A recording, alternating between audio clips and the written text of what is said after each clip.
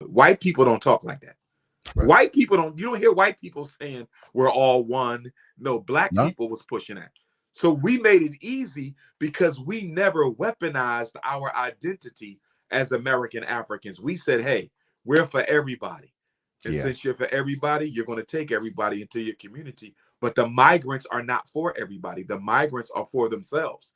And see, here's another thing that America has done really well these past 20 years, good brother, is they have done a good job of teaching immigrants, all of them, Mm-hmm. Asian, Arab, Latin, all of them. They've done a good job letting them know that they do not care about black people. Mm. And if you want to make it in this country, you have to join us in our contempt for blacks. In regarding, regarding the immigration crisis here, the migrant crisis, I do want to know from you what position, I think maybe politically, should Black Americans have regarding this issue. We see how they usher these migrants into our neighborhoods, and it appears to be a new form of like social engineering that we're seeing. Oh, You know what I mean? So, what it position is should we be? social engineering. It is Okay. ethnic cleansing. It is residential genocide. Hmm. When President Biden uh, first announced his candidacy, during his candidacy, Hmm. or maybe right after he got elected, he said, he wanted to fast track 4 to 8 million undocumented immigrants to American citizenship.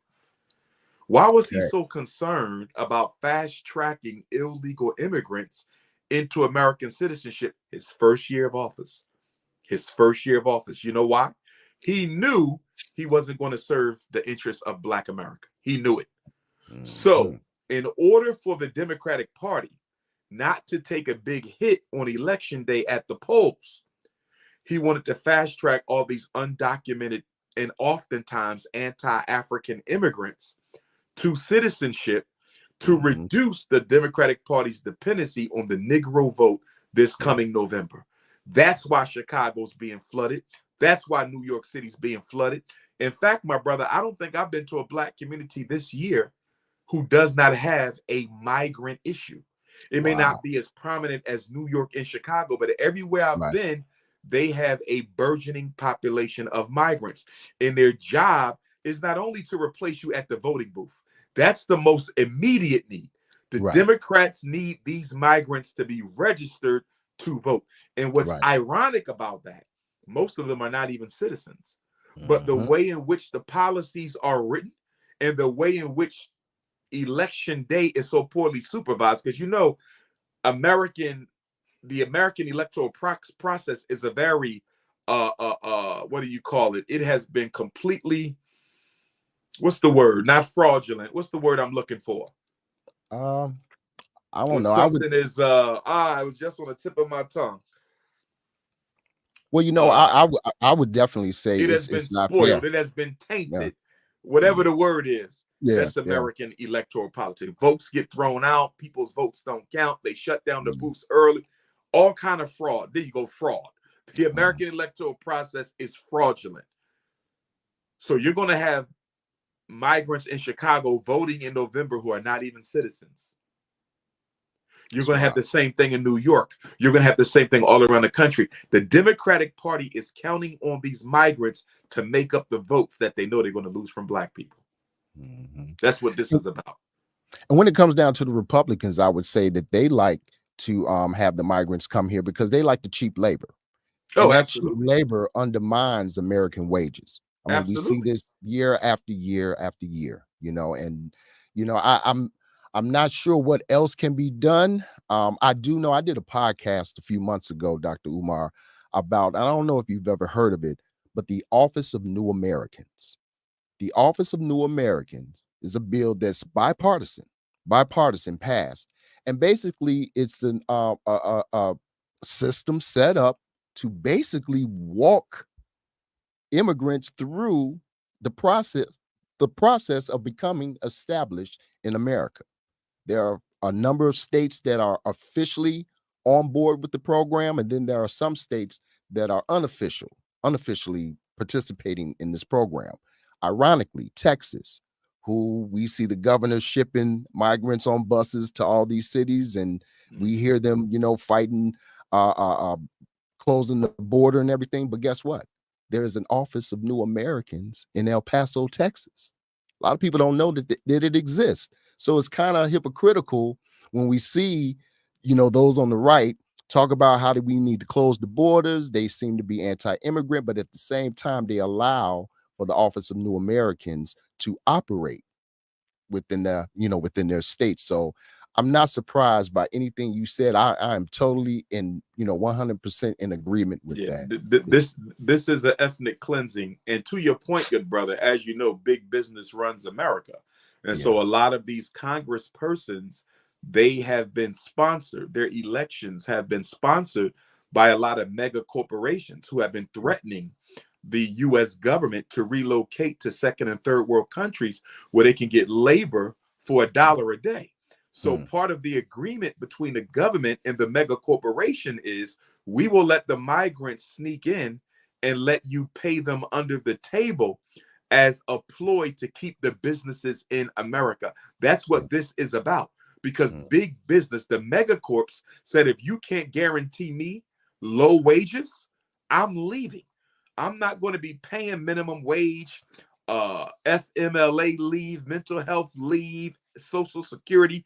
I'm not paying that when I can go to Vietnam or I can go, to Cambodia somewhere and have children over there slave for me for $1 a day. So you're going to have to, make my pot a little sweeter for me to stay in America. So to your point, the Democrats and the Republicans are both on board, but they cannot let the American people know that because white people would lose their minds. You see that? Buddy. So the propaganda is we got to act like we don't like it. Let's take Donald Trump with the wall that he was supposed to be building.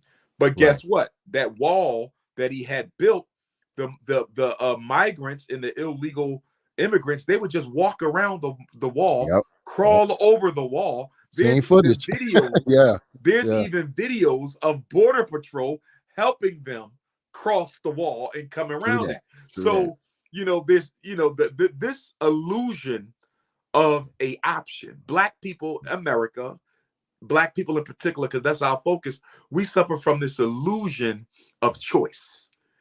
As if the Democrats and the Republicans truly represent something different. On the migrant issue, they don't. It is all propaganda that's making Americans think they don't want the immigrants in here. If they didn't want them in here, they would not be here. They are here because they want them. They need them for votes. They need them for poor labor, cheap labor. And most of all, they need them for the American dream. And the American dream is an America without Black people. And they're using these migrants to overtake all of the local resources, the homes, the aid, the health care, the homeless shelters. All of the aid that's out there is being monopolized by the migrants while Black people are starving on the streets. We have our highest Black homelessness population since the Dr. King era. You're talking 56 years. We haven't seen as many Black people homeless on the street while they're being overlooked by the government, and the resources that they pay tax dollars for is being given to migrants to do what? Replace them. This in Chicago. They passed the law at the top of this year, the end of last year. The governor signed the act into law where you can be a police officer in Chicago and not even be a U.S. citizen. They passed another law in Illinois that, made it punishable, criminal punishment, if you deny a migrant the opportunity to rent your apartment or buy a house. So, they can't even guarantee Black people that they won't be discriminated against when they rent or buy. And here they are providing these migrants with extra protection, extra help. In New York City, I think they're giving out $1,000 credit cards to the migrants. Now, mind you, this is the same state governments and federal government that said they didn't have enough money to improve the schools in the Black community. They didn't have enough money to create jobs. Look at what they're doing for these people. They're doing everything they need. And here's the sad part. Part of it is our fault. Because we have constantly pushed this colorblind, multicultural, all non-white people are one family rhetoric that made it very easy for them to drop them off in our neighborhood. White people don't talk like that. Right. White people don't, you don't hear white people saying we're all one. No, black No. people was pushing that. So we made it easy because we never weaponized our identity as American Africans. We said, hey, we're for everybody.